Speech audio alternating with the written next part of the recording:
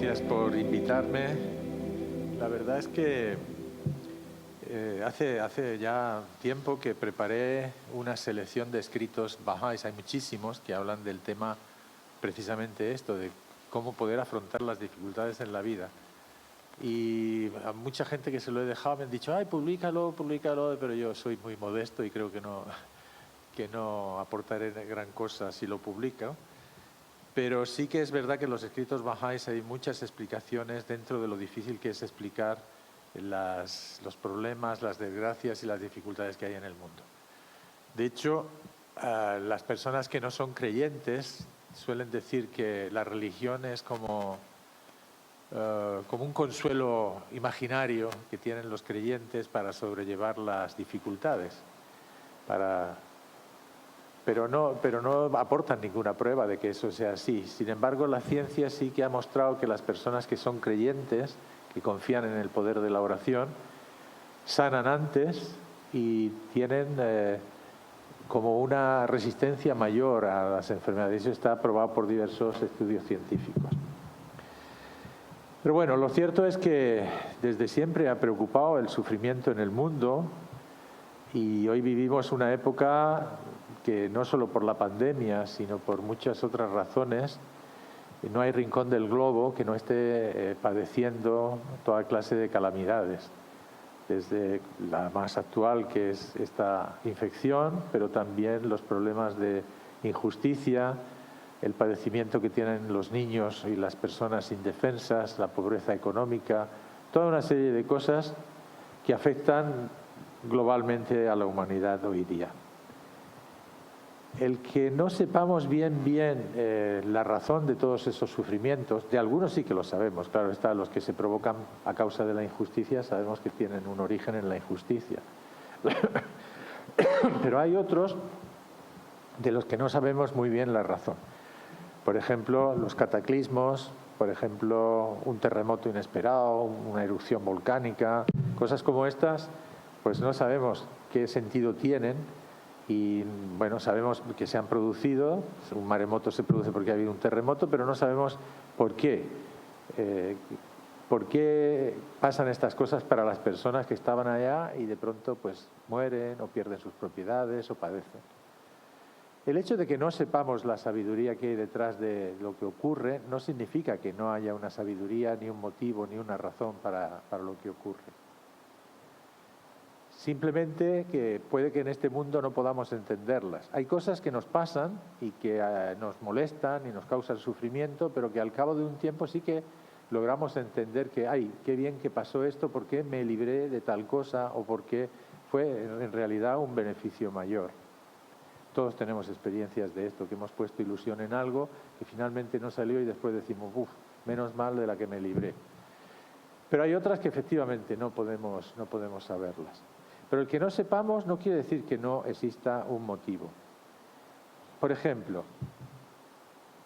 en la naturaleza todo tiene sentido, todo tiene un propósito. No podemos encontrar nada que no tenga un propósito. El dolor que padecemos cuando nos pinchamos un dedo o en otros momentos que nos duele la cabeza o cualquier parte del cuerpo tiene un propósito, es un aviso. Si no sintiéramos dolor pondríamos fácilmente la mano en el fuego y nos quemaríamos y no nos daríamos cuenta de que nos estamos quemando. Si no tuviéramos un dolor en una determinada parte del cuerpo no nos avisaría que algo está fallando en nuestro organismo. Por tanto, el dolor en sí no es malo, es un aviso de que algo ocurre. Si de pronto empezamos a somatizar el estrés y nos aparecen signos en la piel, pues nos está avisando que, oye, ten cuidado, que estás somatizando, estás a lo mejor demasiado estresado y que tienes que tener otro ritmo de vida. Por tanto, vemos que sí, que en la naturaleza todo tiene un propósito, todo tiene un sentido. Y a partir de ahí podemos deducir que aunque no sepamos siempre el por qué ocurren las cosas o qué propósito tienen o qué sentido tienen, efectivamente hay una razón que ahora se nos escapa y quizás en el otro mundo podamos reconocer. Lo que pasa es que vivimos en un mundo que es muy hedonista, que niega el dolor, ¿no? Todo lo que sea dificultad, dolor, disciplina, todo eso lo niega y trata de evitarlo. Y por el contrario, pues busca anestesiarse lo más posible. Mira, cuando vas a vacunarte, te dicen, antes de que te hayan puesto la vacuna, tómate un paracetamol, así evitarás la molestia de después del pinchazo. Bueno, ¿por qué te lo tienes que tomar si todavía no tienes el dolor? Y hay gente que no le duele. Pero tenemos esa costumbre de decir enseguida, evita el dolor. Pero el dolor tiene una señal, es un aviso de que algo está funcionando irregularmente. El dolor de la vacuna significa pues que algo está reaccionando dentro de ti y no pasa nada. Si no es insoportable que necesites algo muy fuerte, pero como preventivo a mí me parece que es un poco absurdo, ¿no? Siempre buscamos eso, estar como medio anestesiados y buscar un estado de felicidad material que al fin y al cabo pues no existe realmente, no existe una total felicidad. Nietzsche decía que el dolor y la felicidad son como dos hermanos. Tienen que ir juntos. Es lo mismo que la salud y la enfermedad. Se necesitan uno al otro. No podemos valorar la salud si no sabemos lo que es la enfermedad. No valoramos la luz a menos que perdamos la luz y estemos en oscuridad. Y lo mismo con el sufrimiento. La felicidad sería la ausencia de cualquier clase de sufrimiento o padecimiento. No sabríamos que existe si no tuviéramos una contraparte. Por tanto, hay un propósito, hay una razón para todo eso. Los bahá'ís, y yo creo que en realidad todas las religiones, ven todo esto desde la perspectiva de la evolución del ser humano. Desde el punto de vista biológico, toda la creación está orientada hacia un proceso evolutivo que a través de cientos de miles de años ha dado consecución a la aparición del alma racional manifestada en el hombre. Desde organismos más simples hasta llegar al ser humano, han pasado ciclos de evolución, decenas de miles de años, pero el propósito ha sido que justamente en este mundo material apareciera el alma racional, el don del entendimiento. Pero ahí no acaba el proceso evolutivo del ser humano. Todas las religiones dicen que el propósito del ser humano es alcanzar, a reflejar lo que llamamos los atributos divinos. Alcanzar lo que llamamos una naturaleza espiritual, una naturaleza angelical, que está más allá de este mundo material. Y por tanto, lo que nos ocurre es que en este mundo, por el que tenemos que pasar forzosamente para que aparezca en nosotros esa alma racional, nos encontramos que también tenemos que desarrollar la naturaleza espiritual. Y desarrollar esa naturaleza espiritual en un contexto material tiene contradicciones y tiene, digamos, sufrimiento. ¿Qué quiero decir? Como animales, por así decirlo, pues tenemos necesidad de comer y padecemos hambre. Y si no tenemos comida es un sufrimiento tener hambre y debilidad y todas esas cosas. Pero al mismo tiempo, como seres humanos tenemos que desarrollar cualidades espirituales y desprendernos del mundo material. De manera que los apetitos o las ataduras de este mundo queden, digamos, sublimadas y no sean el eje y el centro de la vida, sino que sean una cosa necesaria para vivir, pero no el centro de nuestra existencia. El centro de nuestra existencia es reflejar esos atributos divinos, que son, por ejemplo, la misericordia. ¿Cómo se puede ser misericordioso con alguien que no te ha afectado para nada? Necesitamos que alguien nos afecte algo para ser misericordioso o perdonador. ¿Cómo podemos reflejar el amor si no tenemos a alguien a quien reflejar o amar? Entonces, necesitamos de esta materialidad inicialmente para ascender a ese otro grado que es el grado espiritual.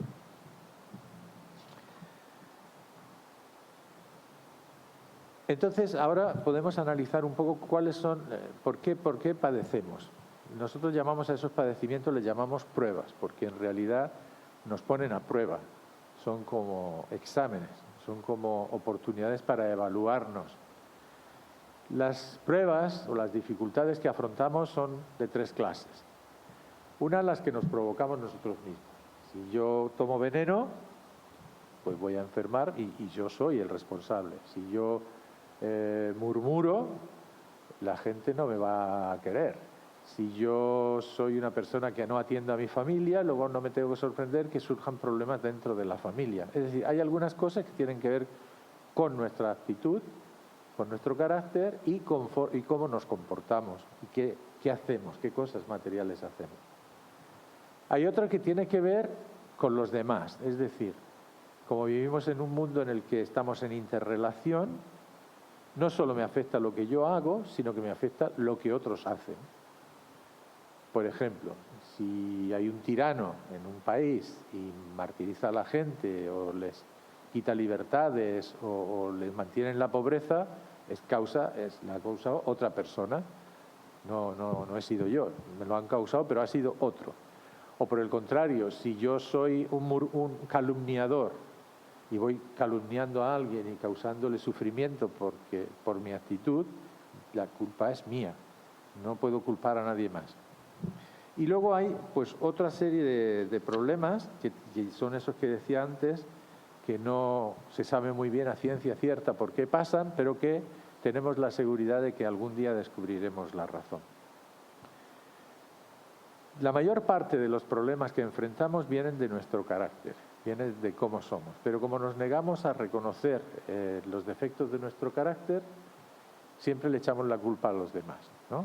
No me quieren, pero a lo mejor no te quieren porque eres insoportable, porque estás siempre chinchando a la gente y no piensas que es tu culpa, sino que es culpa de los demás, ¿no? Otras veces dice, no, es que yo soy así y no me puedo cambiar, que es también una falsedad, porque todo el mundo puede hacer y debe hacer, y ese es el propósito de la vida, cambiar y mejorar su condición de carácter y su espíritu.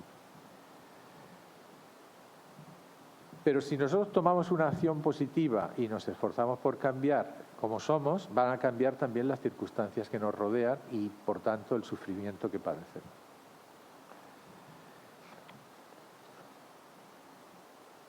Lo que es cierto es que todo lo que nos ocurre siempre tiene el propósito de que aprendamos algo. Tenemos que aprender, por ejemplo, lo efímero de este mundo. Muchas veces nos aferramos tanto a este mundo que nos cuesta desprendernos de él, y hay mucha gente que tiene miedo a la muerte, que tiene miedo a la pérdida. Yo voy a perder lo que tengo, toda mi riqueza, mis casas, mis hijos, sus posesiones, ¿no? Como si algo fuera suyo. Cuando vino al mundo, vino desnudo y no tenía nada. Y se va a ir igual, por tanto no existe ninguna posesión que tengamos en realidad. No nos pertenecen, digamos que las tenemos prestadas. Nos sirven también para evaluarnos. Por ejemplo, cuando yo sé que tengo que desarrollar la confianza en Dios, pero en los momentos de enfermedad y de desesperación, yo sé si tengo confianza en Dios o no. Porque si digo, Dios mío, ¿por qué me está pasando esto? Es que estoy diciendo que no tengo total confianza en que lo que me pasa es lo correcto. Sirven también para fortalecer nuestro carácter, ¿no? Lo que decía antes, pues nos ayudan a ser pacientes, a ser tolerantes. Hay gente que no pasa la prueba y no les sirve de nada y siguen siendo intolerantes o siguen siendo impacientes, pero el que no la pasen significa que volverán a ocurrirle cosas para darle otra oportunidad de pasarla. Así que hay pruebas que son recurrentes, que siempre te ocurren. Por ejemplo, una persona que se divorcia muchas veces no puede echarle la culpa siempre a sus mujeres. Seguramente él no ha aprendido a convivir, no ha aprendido a valorar, no ha aprendido a comprender qué significa el matrimonio y se va casando y divorciando tantas veces hasta que llega a comprender eso y ponga fin al problema. Por tanto, son también evaluaciones. Lo que enseñan las grandes tradiciones religiosas es que Dios es absolutamente misericordioso, que Dios nos ama y que Dios no procura para nosotros ningún mal, todo lo contrario, siempre es para bien. Por ejemplo, el Evangelio dice que Dios derrama su misericordia sobre todos, sobre pobres, ricos, creyentes, no creyentes. De hecho, Paola dice que vivimos en un océano de misericordia y que siempre estamos rodeados por esa misericordia. Lo que pasa es que a veces ese océano se encrespa y a veces estamos en lo alto de la ola, que es cuando nos sentimos bien, y a veces pues estamos abajo y es cuando nos sentimos mal, pero estamos siempre dentro de la misericordia de Dios. Por eso dije que me gustaba lo de la ola, porque efectivamente es una de las cosas que tenemos como metáfora para sentir cómo estamos envueltos por esa misericordia de Dios.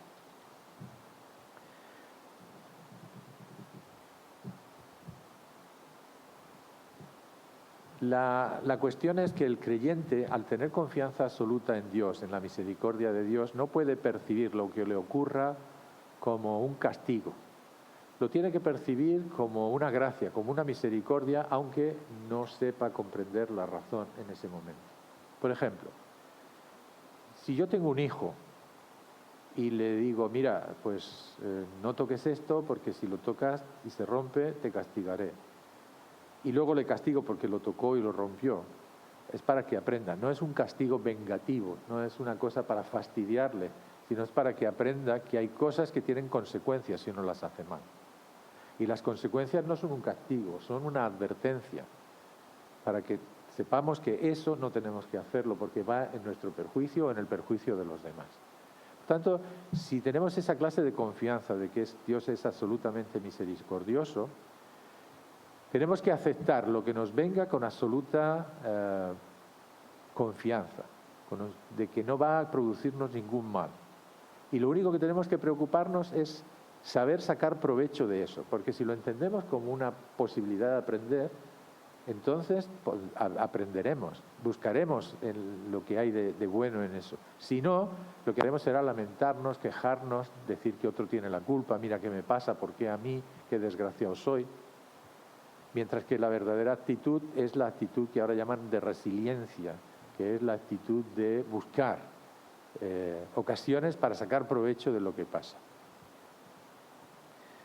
Justo el próximo 7 de junio, a las 7 de la tarde, en la Casa del Libro, aquí en la Rambla de Cataluña, va a haber una presentación de un libro que se llama Poemas enjaulados, que es un libro escrito por una Bahá'í de Irán que fue condenada a 20 años de prisión por ser Bahá'í, en unas condiciones que no se pueden ni imaginar.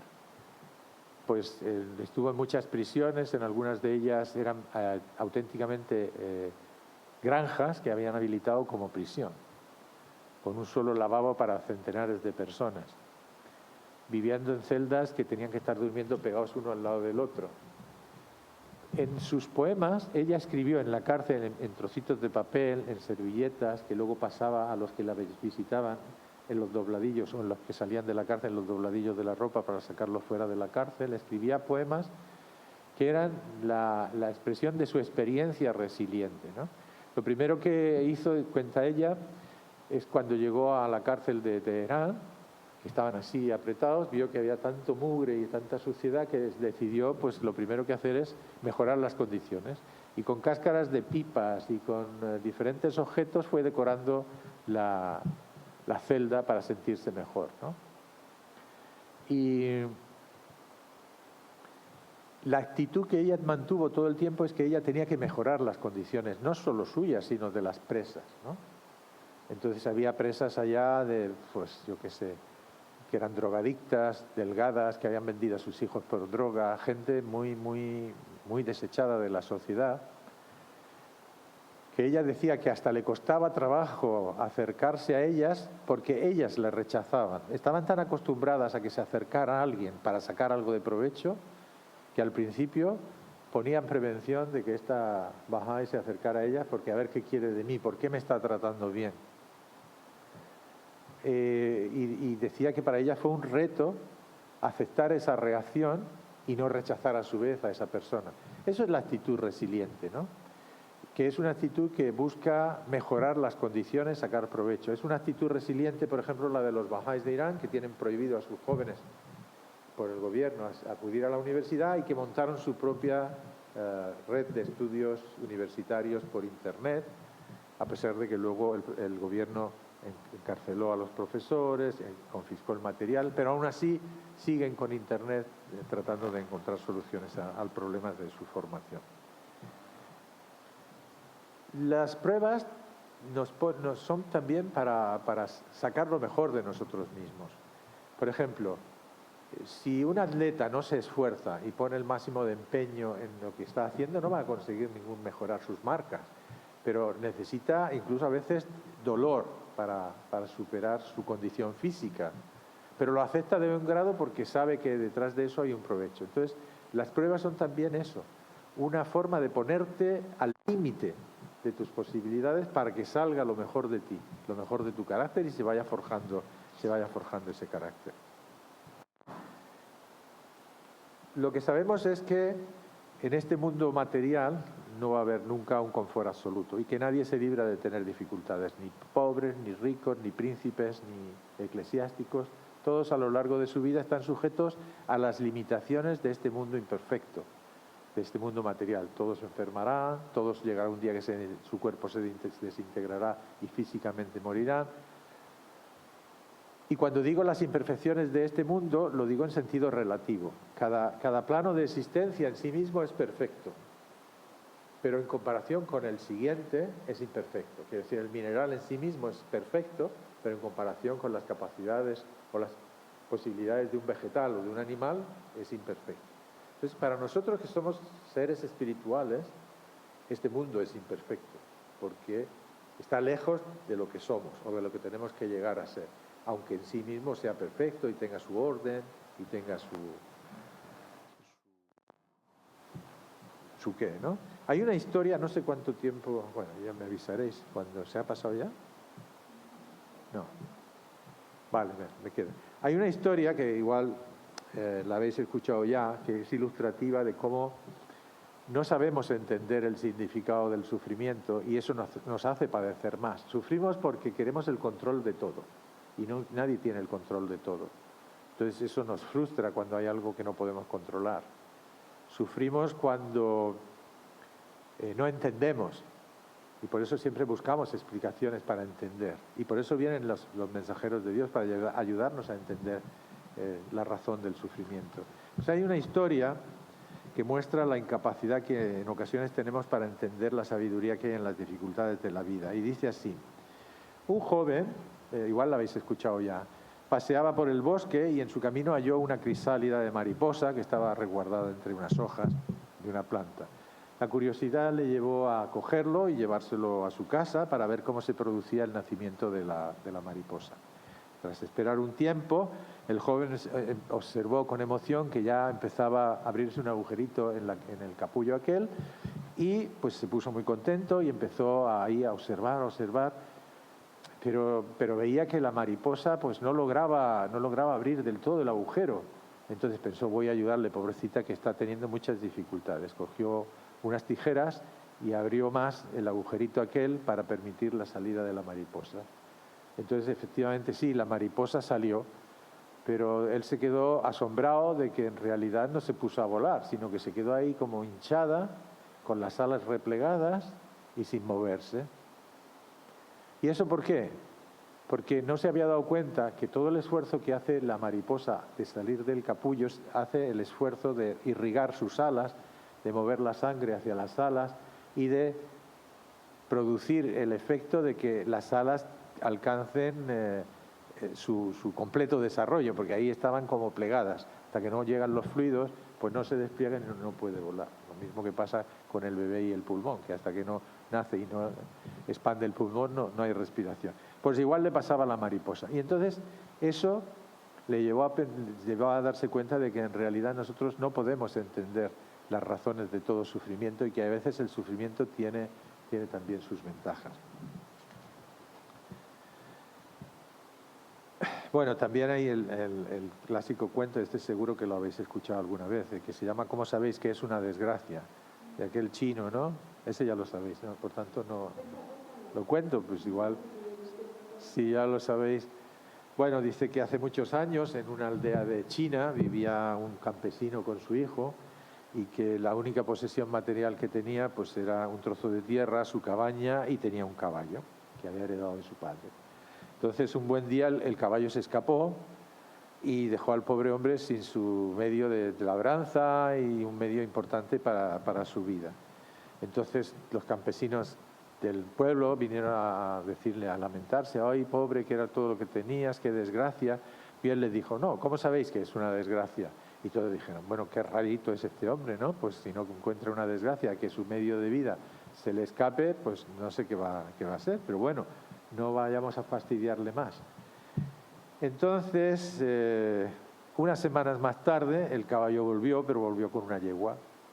Y entonces los vecinos fueron todos a felicitarle. Qué bien, qué suerte has tenido, que ahora pues viene el caballo con una yegua. Entonces volví a decirles lo mismo. ¿Y cómo sabéis que es una suerte? Y todos dijeron, pero ¿cómo puede ser que este hombre diga esas cosas? Es imposible que no reconozca que ha tenido mucha suerte en que le venga con la yegua, ¿no? Más tarde, pues el hijo del campesino se montó en la yegua para tratar de domesticarla o domarla, y pues lo tiró del caballo y se rompió una pierna. Y otra vez los vecinos, ¡oh, qué desgracia! Pobre, qué mala suerte, que tu hijo, que era tu apoyo, ahora se ha roto la pierna, no puede trabajar. Y él otra vez le dijo, pero ¿cómo podéis decir que cómo sabéis que es una desgracia? Bueno, para ir adelantando, porque ya los que lo sabéis es una tortura volver a decirlo, hubo una guerra y de pronto pues empezaron a reclutar a todos los jóvenes de la población, y se llevaron a todos los jóvenes menos al hijo que estaba tullido, porque ese no servía para la guerra. Al cabo de un tiempo pues no volvió nadie de aquella guerra y todos se lamentaban de que ha sido toda una tragedia. Entonces, bueno, la moraleja es que todos entendieron que en realidad no podemos fiarnos solo de las apariencias, y lo que aparenta ser una bendición luego no lo es, y viceversa. Y en este sentido, Baha'u'lláh tiene unos aforismos, unas frases que nosotros las conocemos como las palabras ocultas. Bueno, el origen del nombre es una cosa simbólica, no lo explico ahora, pero son como consejos que Dios da a los seres humanos. Y una de ellas dice: oh hijo del hombre, mi calamidad es mi providencia, aparentemente es fuego y venganza, pero por dentro es luz y misericordia. Corre hacia ella para que llegues a ser una luz eterna y un espíritu inmortal. Este es mi mandamiento para ti, obsérvalo. Y en otra dice: oh hijo del hombre, si te llegara la prosperidad no te regocijes, y si te sobreviniese la humillación no te acongojes, pues ambas pasarán y dejarán de ser. Y en otra dice: oh hijo del ser, si te sorprende la pobreza no te entristezcas, pues el Señor de la riqueza te visitará a tiempo. No temas la humillación, porque algún día descansará sobre ti la gloria. En todas estas palabras hay el mismo consejo: darse cuenta de que todo es transitorio, de que es lo de la ola. Unas veces estás arriba, otras veces estás abajo. Todo es transitorio, nada es duradero. Por tanto, ni la felicidad es duradera, ni el sufrimiento es duradero. Y eso ya en sí pues es una forma de facilitar la vida, porque si tú sabes que la desgracia no es duradera, pues sabes que llegará un día que acabará. Pues los bajáis que están perseguidos en Irán saben que un día, tarde o temprano, el gobierno cambiará y cambiarán las condiciones. Ahora están padeciendo mucho, pero saben y tienen la esperanza de que eso al final cambiará. Nosotros sabemos que hay dos formas de soportar todas las pruebas. Una es la confianza en Dios, es decir, tener la certeza de que nada ocurre a los siervos, a sus siervos, sino aquello que les beneficia. Y por tanto, aunque no veamos el beneficio de manera inmediata, es seguro que ese beneficio está. Y la segunda es que tenemos el poder de la oración. La oración es una forma de orientarnos hacia la misericordia de Dios. Yo creo que en otra charla que di aquí hablaba de eso, ¿no? De que la misericordia de Dios es como la lluvia o como los rayos del sol, están ahí abundantemente para todos. Pero recibirlos en plenitud requiere que nosotros nos volvamos voluntariamente hacia ellos. Si yo me cobijo de la lluvia en una cueva o en bajo techo, no me va a llover. Y lo mismo respecto del sol. Si me meto en una cueva, pues el sol no me va a llover. Para recibirlo en plenitud yo tengo que hacer el acto voluntario de orientarme al sol o a la lluvia, entonces lo puedo recibir en plenitud. Entonces, la oración es eso, la oración es una actitud voluntaria de dirigirte a Dios y pedirle que no te deje nunca fuera de su amparo, que por mucho que tú hagas mal, Él siempre te esté dando oportunidades de cobijarte bajo las alas protectoras de su misericordia. Entonces, la oración también es un instrumento que nos recuerda nuestra posición en este mundo, nos recuerda el propósito de nuestra vida y nos da seguridad y confianza en Dios. Y también atrae las bendiciones de Dios y, por tanto, la solución a los conflictos.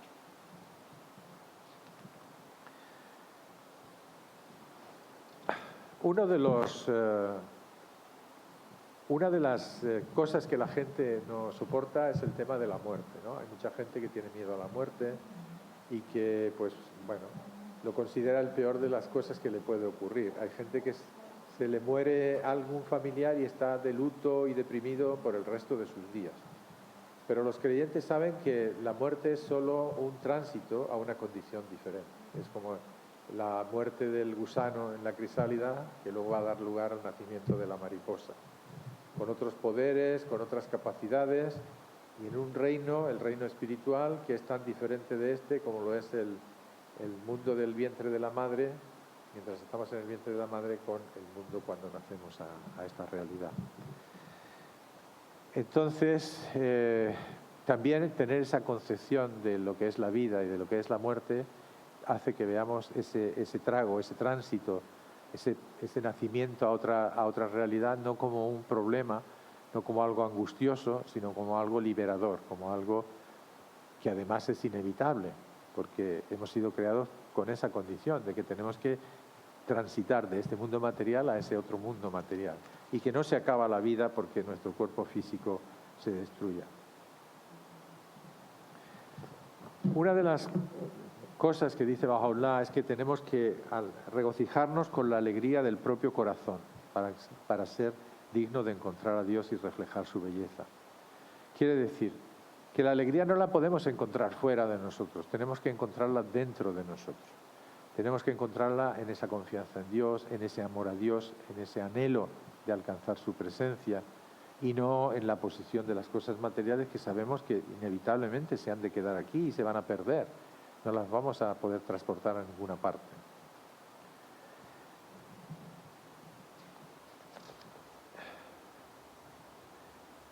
También hay veces que confundimos lo que es el dolor con lo que es el sufrimiento. El dolor, pues muchas veces no se puede evitar. Bueno, hoy día con la medicina se puede evitar con morfinas y sedaciones y estas cosas, ¿no? Pero en general el dolor lo tenemos que padecer. Si te duele una muela, te duele una muela.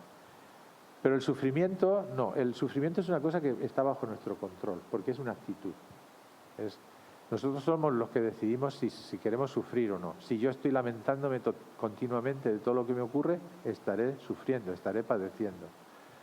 Pero hay muchos ejemplos en la vida que muestran cómo personas inmersas en mucho dolor son capaces de no sufrir. Son capaces de sentir el dolor sin que el dolor sea un sufrimiento. Uno de esos ejemplos es Abdul Baha, el hijo mayor de Baha'u'lláh. Él pasó prácticamente toda su vida en prisión, sufriendo toda clase de privaciones y calamidades. Desde los 8 años en que su padre fue exiliado hasta que salió de la prisión 40 o 45 años más tarde, él estuvo pues como un prisionero, sin libertades y sin oportunidades. Y él dice que se puede estar en la prisión y estar liberado, que él se sentía libre en la prisión, porque su liberación venía del amor a Dios y de sentir la proximidad a Dios, y no de las dificultades de la vida.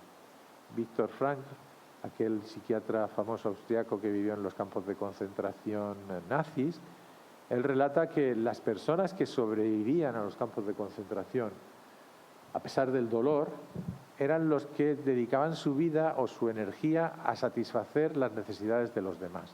Y no estaban tan preocupados por sí mismos, sino más bien de ayudar a los otros. Estos son los que tenían mayor resiliencia y mayores oportunidades de no sufrir.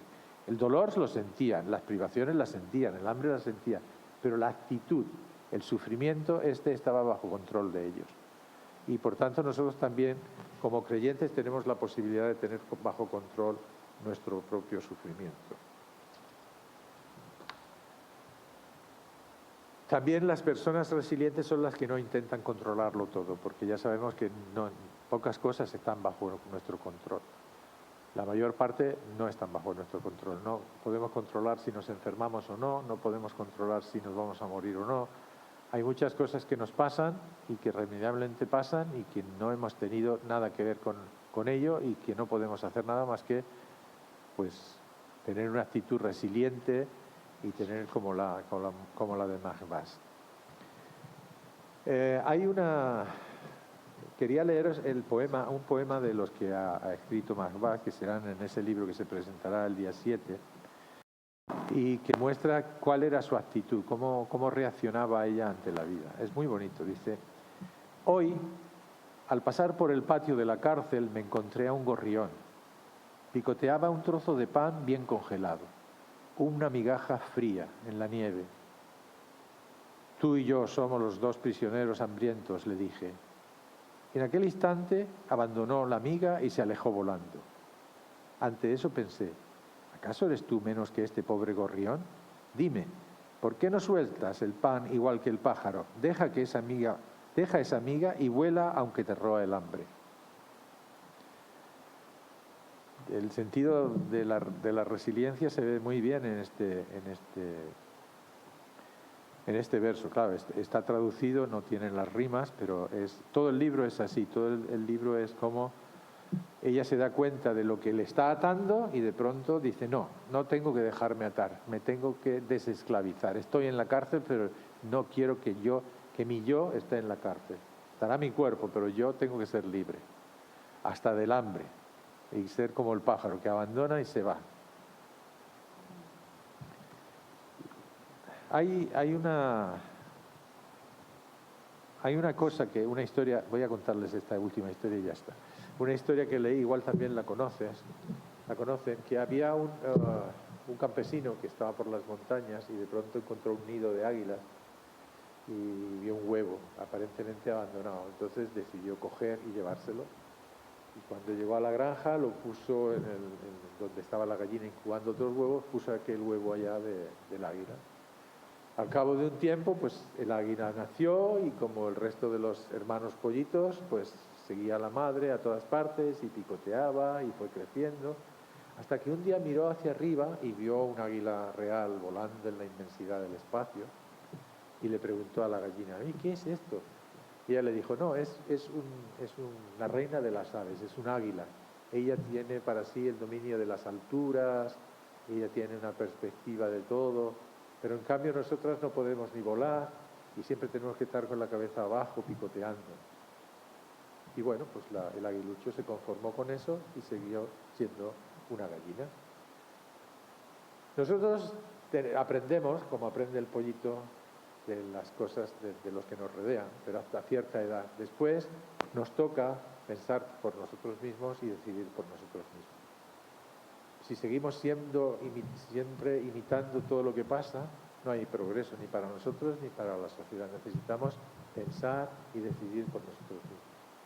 Cuando vienen los educadores divinos, lo que llamamos los Bahá'í, las manifestaciones de Dios, son como esos seres que nos educan para que dejemos las imitaciones que hemos estado siguiendo hasta ese momento y que aprendamos a vivir de una manera diferente, a comprender lo que somos seres espirituales, que estamos llamados a una alta posición y que tenemos que abandonar las cosas de este mundo y las imitaciones y alcanzar el estadio que nos corresponde. Y en este sentido hay una palabra oculta de Baha'u'lláh que dice: sois como el ave que se remonta en la inmensidad de los cielos con toda la fuerza de sus poderosas alas y con completa y alegre confianza, hasta que, impelida a satisfacer su hambre, desciende anhelante hacia el agua y el lodo terrenal que hay bajo ella, y atrapada en la red de su deseo, se encuentra inmovilizada para reanudar su vuelo hacia los reinos de donde vino, impotente para sacudir la carga que pesa sobre sus enlodadas alas. Aquella ave que hasta entonces era un habitante de los cielos se ve forzada ahora a buscar su morada en el polvo. Es una metáfora de cómo, siendo nuestro destino alto, a veces por estar impelidos por la necesidad material nos enlodamos, nos metemos en el mundo material y eso hace que perdamos la posición que teníamos y que se nos sea imposible alcanzar esas alturas a las que somos llamados.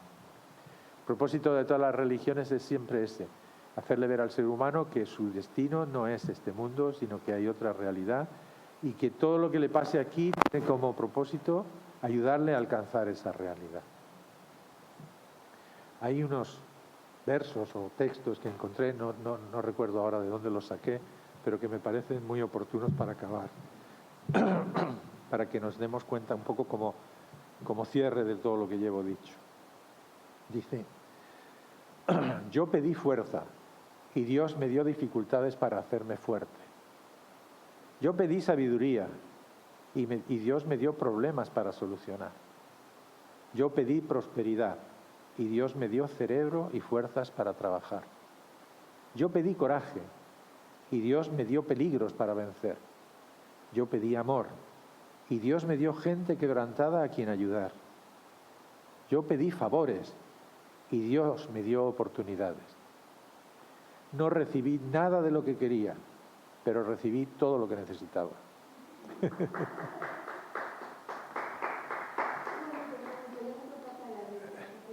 Sí, pues eso, esta es la razón. Dios nos da más de lo que nosotros pedimos incluso, pero no sabemos verlo en todo momento. Y esto es lo que la religión nos enseña. Y por eso las personas que son auténticamente religiosas pueden alcanzar a comprender que hay una sabiduría oculta en el sufrimiento y que lo que tienen que hacer es sacar provecho de ella.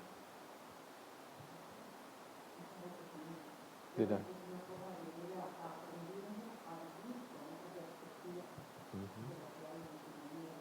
Sí.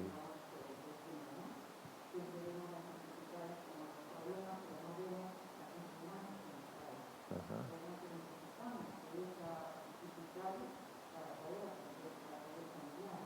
Claro. Tenemos que aprender a ver lo que aportan. Por ejemplo, ahora con la pandemia. ¿Qué ha ocurrido con la pandemia? Que de pronto, al extenderse por todo el mundo, al ver que es una cosa que afecta a todos por igual, hemos empezado a percibir el mundo de otra manera. Hemos empezado a ver que nos necesitamos unos a los otros.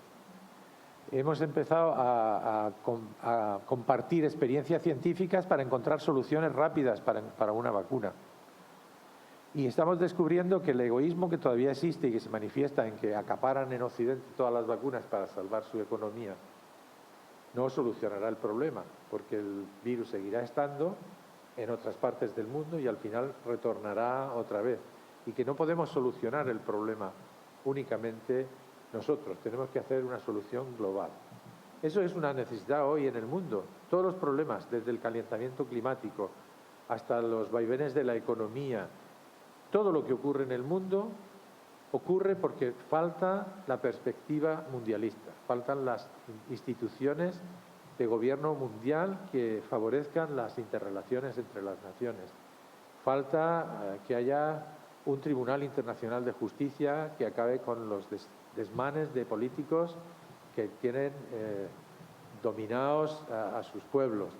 Faltan herramientas de carácter internacional. Y cada vez que ocurren fenómenos como esta pandemia, lo que nos hacen es que abramos los ojos a comprender cada vez más esta realidad. Hoy veía en no sé qué medio de comunicación que decía que acaba de desprenderse un trozo de hielo en el norte de Europa, tan grande o más grande que la isla de Mallorca. Da idea de cómo está el tema del calentamiento global y cómo se está produciendo un cambio climático acelerado. Pero claro, esto no se soluciona poniendo un remedio en la Antártida, se soluciona cuando todos los países del mundo pongan medios para solucionarlo. Y por tanto requieren estructuras de control, requieren compromisos internacionales, requieren cosas que ahora no tenemos. Y el que ocurran estas cosas nos hace dar cuenta de que viviríamos más felices, más seguros si tuviéramos esa perspectiva. Y por tanto, eso que es una prueba y que probablemente va a dañar a muchas islas y a mucha gente va a padecer, no podemos culpar a Dios de esto, porque esto está ocurriendo para que nosotros nos demos cuenta de cuál es nuestro problema, ¿no? Y nuestra responsabilidad.